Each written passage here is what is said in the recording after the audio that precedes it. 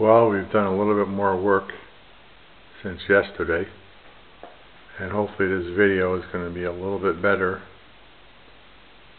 than the one that we used the other day.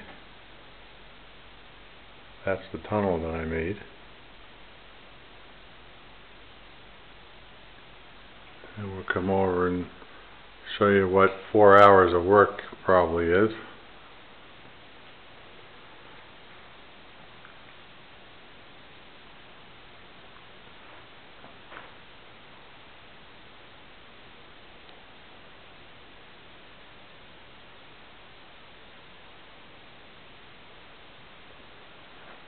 Doesn't look like much, but it sure takes a lot of time.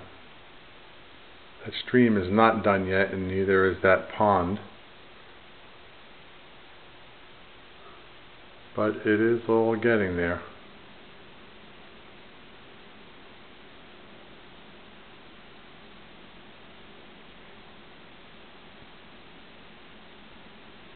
Yeah, this is where the people are.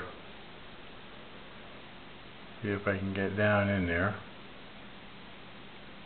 That's the private little beach over there.